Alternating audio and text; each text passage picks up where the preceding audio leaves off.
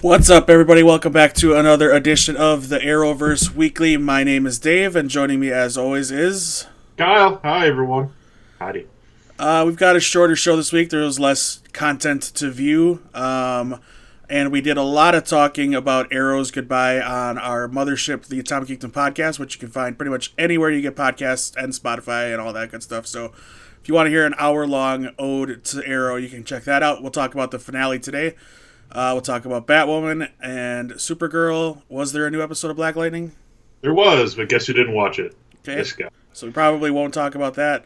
But we can talk about the other three shows, and I believe Legends is back next week, maybe. Yes, along with Flash. Okay. So we'll have that to talk about next week. But for this week, let's keep it with the shows that we're on. What starts first, Batwoman or Supergirl? Batwoman at Central Standard at 7 Central Standard Time for us. All right. So yeah, it was interesting episode. So it was the unbirthday. What they say? The unbirthday present. Yeah. Was the name of the episode. We got flashbacks showing how Beth and Mouse became friends while Mouse's father, August, was not pleased with that. He actually kills a kitten. Yeah. We see Beth get a gift from Mouse, the book Alice in Wonderland. He helps her fix it with some very strong fishing wire. But Beth being Alice being under arrest, essentially, at what's that place called? At the Crows. The Crows The headquarters. Crow's Nest, yeah. Mouse is trying to get her back, so he kidnaps the sons of Commissioner Forbes and Mayor Akins, and Good. and in the meantime, Kate meets Beth, having to do with Crisis Aftermath, basically. She slipped through the wormhole, I suppose. I forget how Mary described it, but she described it very well. And drunkenly too. Right. She gets it right, and Kate has to, of course, tell her she's crazy. And due to politics and LGBTQ inequality and all of this garbage, the police, Gotham City Police, will not put on the bat signal to get her help to save the children of Commissioner and Mayor. So there's rioting outside the GCPD. Not rioting, but petitioning, I guess you'd call it. Yeah. And Sophie refuses to give in to Mouse's demands, and in an attempt to trick the gang, Luke and Mary disguise this alternate Beth as Alice to buy Kate time, because she has also been captured Correct. before she could gear up as Batwoman. Her bike takes a tumble. She should have died. That was a crazy crash. Apparently, people don't die anymore in movies and TV. Yeah. Looking at you, Fast 9. Whenever it fits their needs to make more money. Yeah. Anywho, and don't get me wrong, Han is my favorite character from the entire franchise, but this is all an attempt to make more movies with Jason Statham as your hero. That's all this is. That's all this is. And John Cena is the younger brother of it. It's a different podcast or different stream. It's all terrible. All of it is terrible. I don't know. Dom was talking to someone that whole time. I couldn't see him. Yeah, right. Funny. There's a poster of just a blue car. There's nobody in front of it. Everyone's very confused. Back to Batwoman. The plan kind of goes haywire, but Kate does find out that Beth in Beth's Earth was saved by Kate, which makes Kate feel very guilty that she possibly could have saved her Beth. She always thought that she didn't have time. But this Kate says that Beth was her hero and saved her, that kind of thing.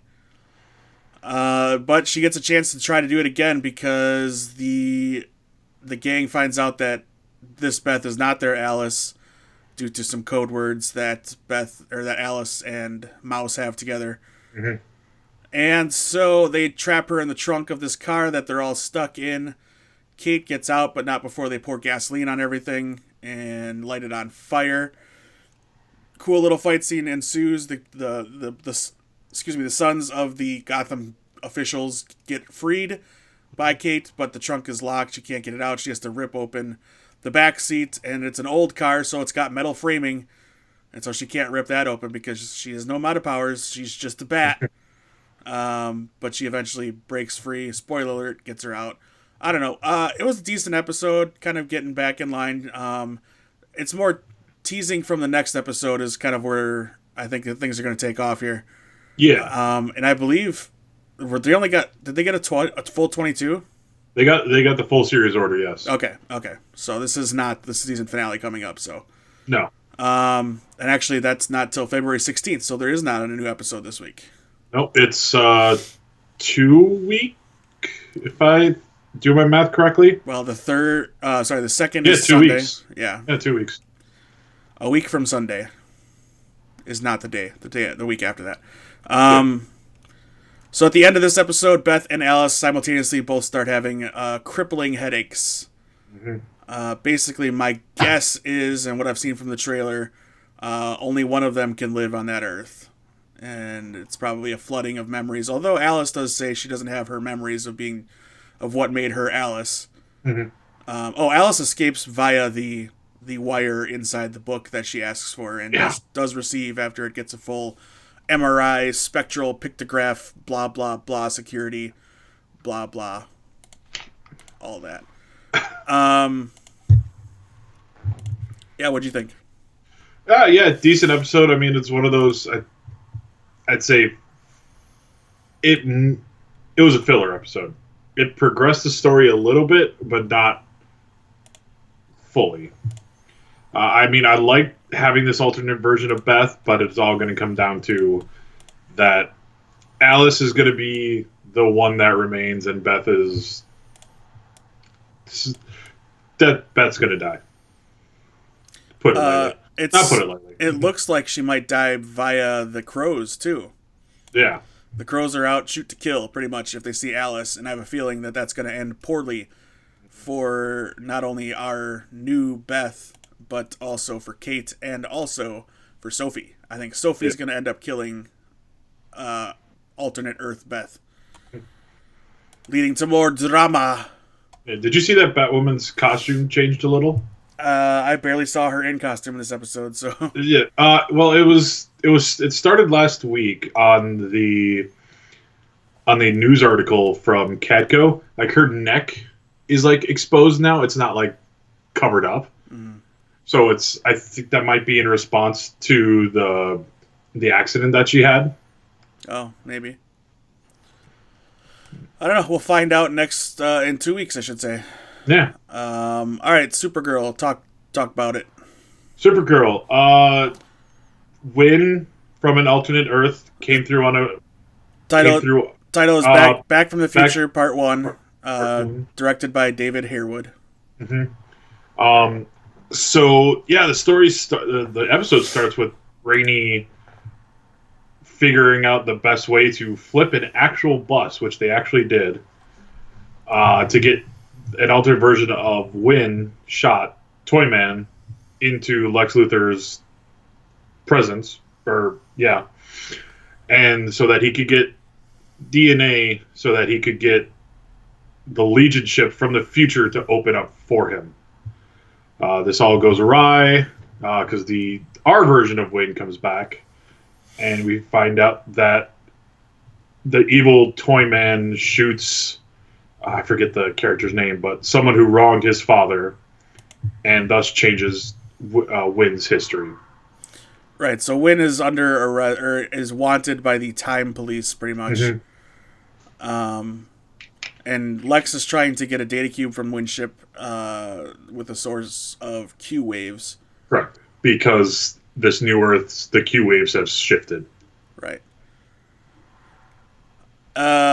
We find out also this episode the Leviathan hasn't yet activated Andrea in this world, which leads me to think that Lena might become that. I don't know. We'll see.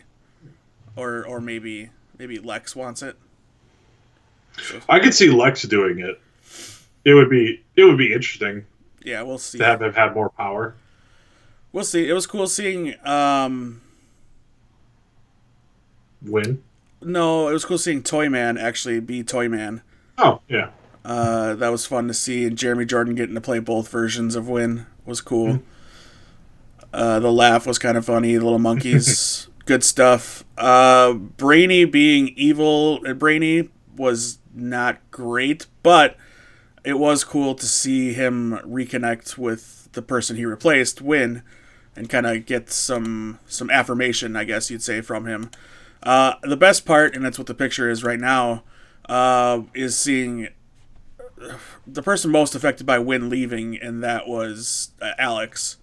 Seeing them reconnect and find out Win has a wife, a child, all these cool things, and that he's been fighting alongside all these people, someone related to Nia, Nia's great, whatever, as he described it, and working along the Legion.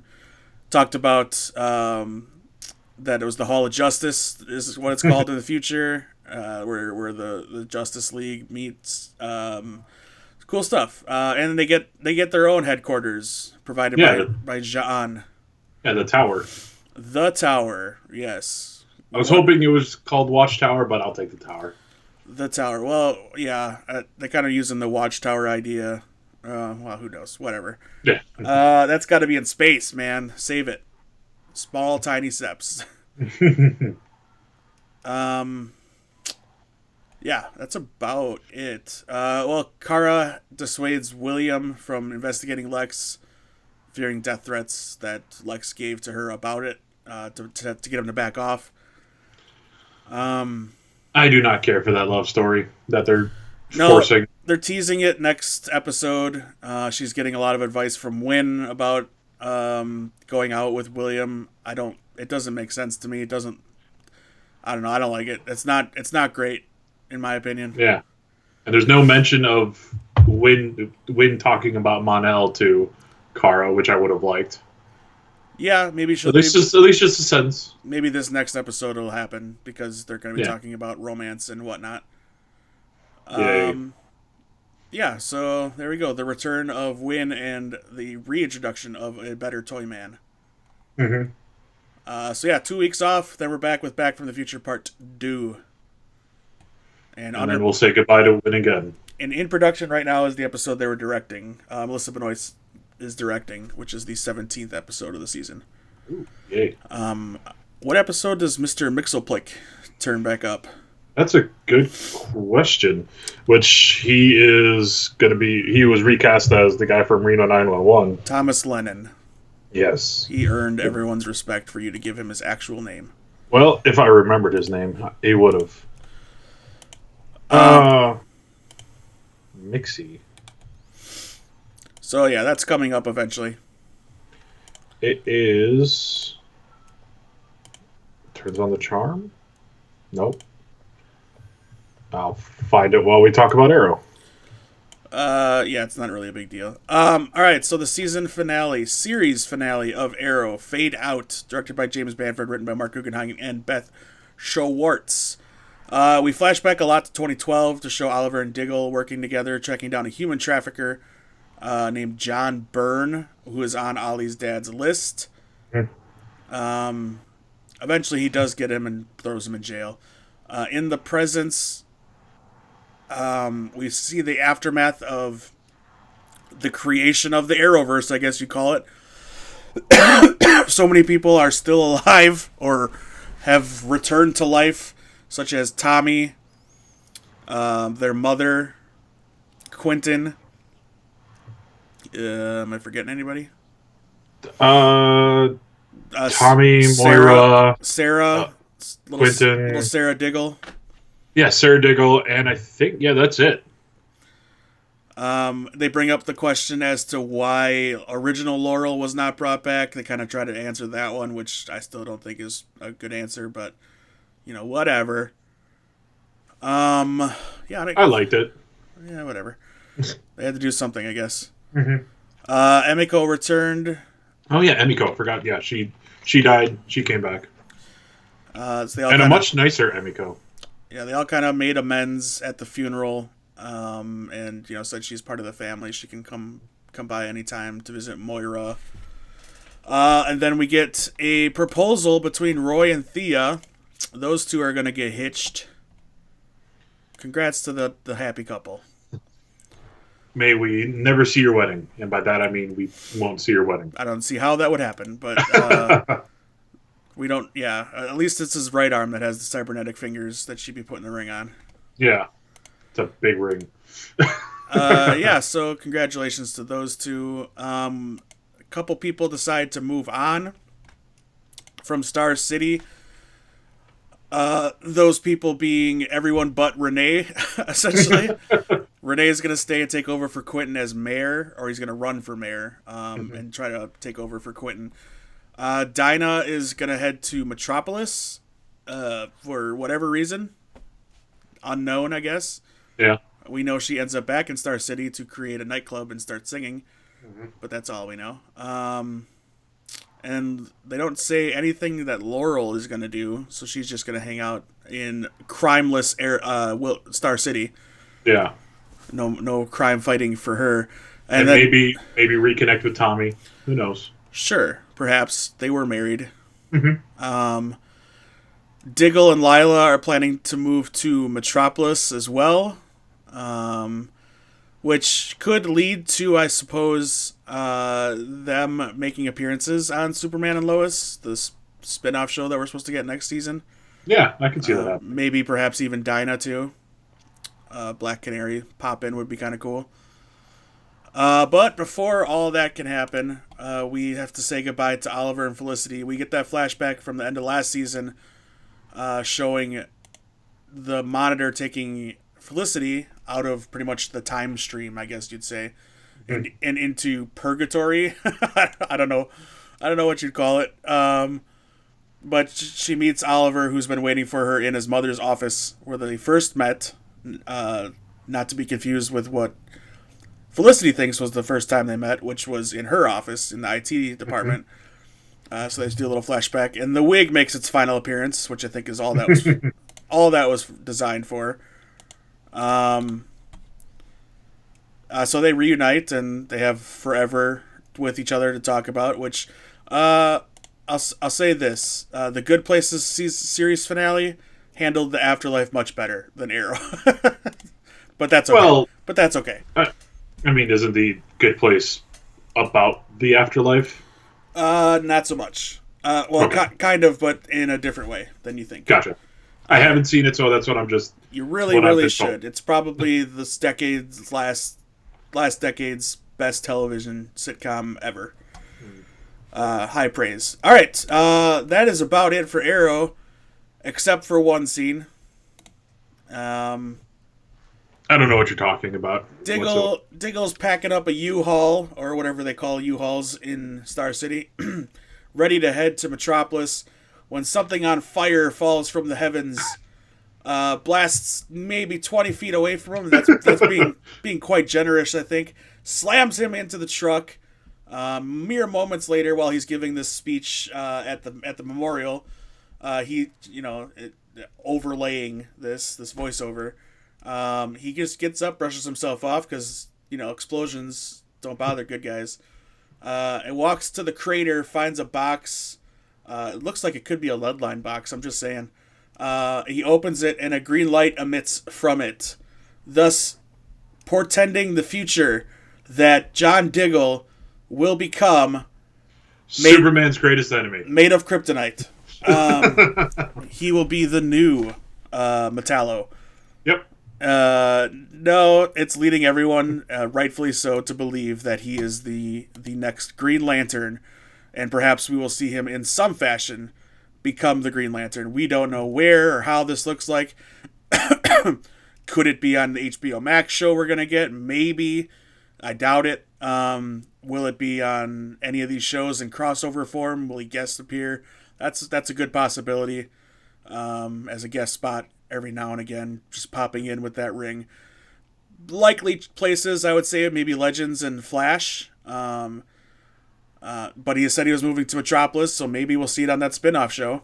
Maybe. I know Diggle is set to guest on next week's episode of Flash, but there will be no mention of the ring whatsoever.